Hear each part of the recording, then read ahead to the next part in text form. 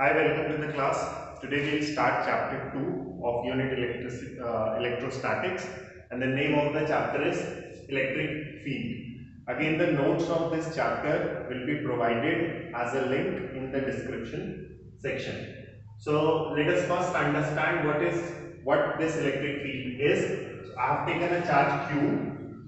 So this electric field is the space around a charge, not area, but it is space. Space means three-dimensional thing.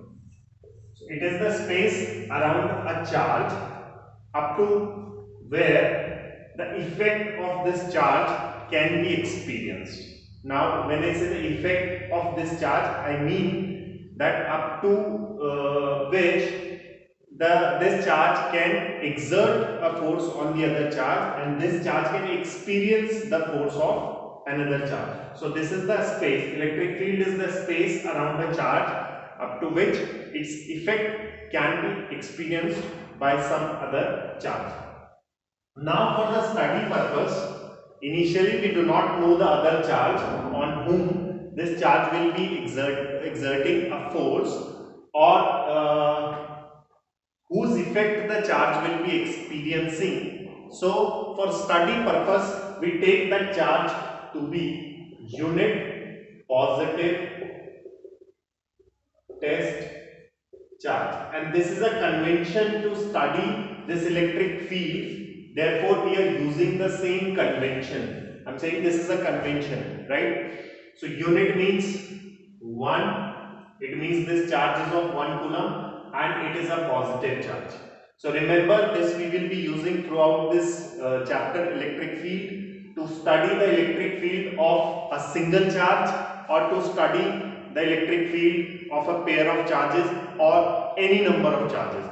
So this is how the electric field will be studied. So first of all, what is electric field? Electric field is the space around the charge up to which its effect can be experienced. How do we study it? We study it with the help of a convention, which is unit, by taking a unit positive test charge. This is a convention. Unit means 1 coulomb, positive means plus 1 coulomb. Okay, so how do we study it? So for studying the electric field, or for calculating the electric field, we put up this charge here, positive 1 coulomb, unit positive test charge. I take it as its notation as Q naught. So Q naught is unit positive test charge kept on the electric field of this charge. Now, in order to calculate this electric field, we have to measure something called electric field intensity. Electric field we have already studied. We have understood this term electric field. Now we have to calculate the intensity of this electric field.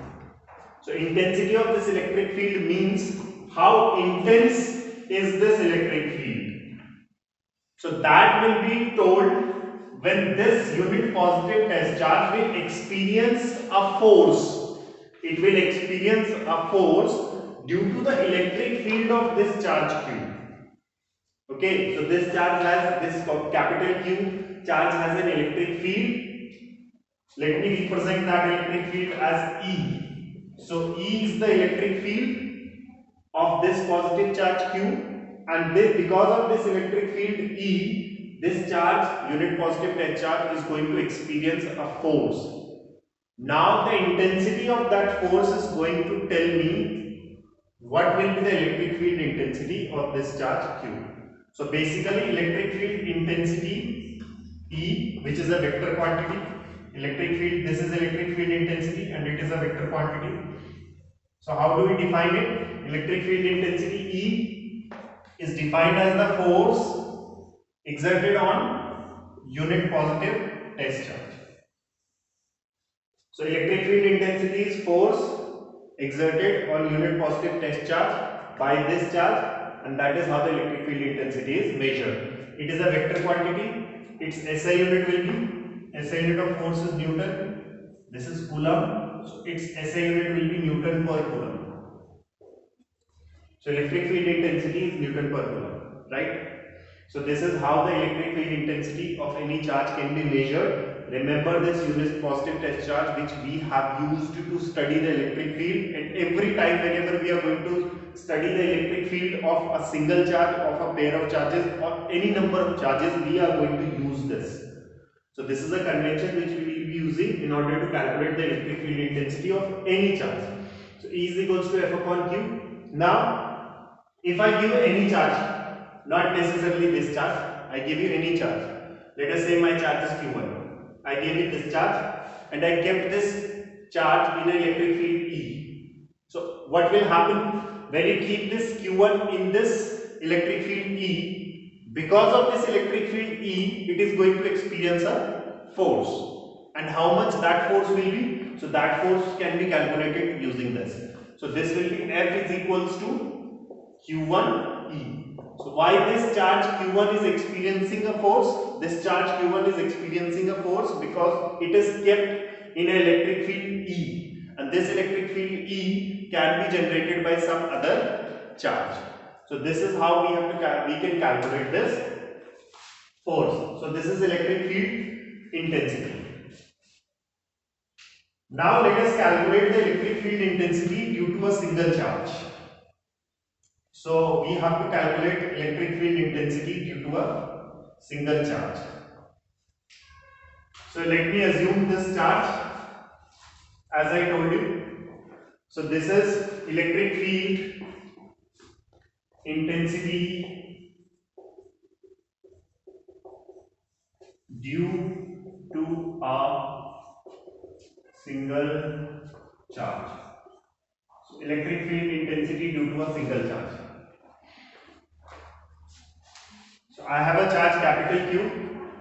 I have to calculate its electric field intensity. So as you know that in order to calculate the electric field intensity, I have to use this unit positive test charge. I am not writing this positive again and again, as we have understood that this Q0 is always positive. It is kept at a distance r from this charge. Okay. Now, what will be the force between these two charges according to Coulomb's law? So force between these two charges according to Coulomb's law will be F is equals to 1 upon 4 pi epsilon naught Q1 Q2 upon R square. This is the force. This is first. Now we know that the electric field intensity of this positive charge can be calculated as E is equals to F upon Q0.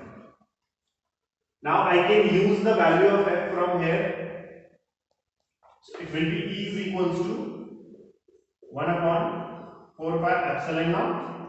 Then in place of F, Q0 upon R square, and then Q0. This Q0. This Q0 goes off. Electric field intensity due to a single charge is 1 upon 4 pi epsilon naught Q upon R square. So how this is the electric field intensity due to a single charge. We only had single charge, and the intensity of this electric field of single charge is given by E is equals to 1 upon 4 pi epsilon naught Q upon R square. As you can see from this expression itself that this electric field intensity depends on this Q and it depends on this R. So it is directly proportional to Q. Okay, the charge which is producing this electric field, and it is inversely proportional to the square of the distance between this charge and the other charge on which we have to calculate this electric field intensity. So electric field intensity due to a single charge is 1 upon 4 pi epsilon naught Q upon R square, right? And one more thing you need to understand here is this, that for calculating any electric field intensity we always use this unit positive test charge.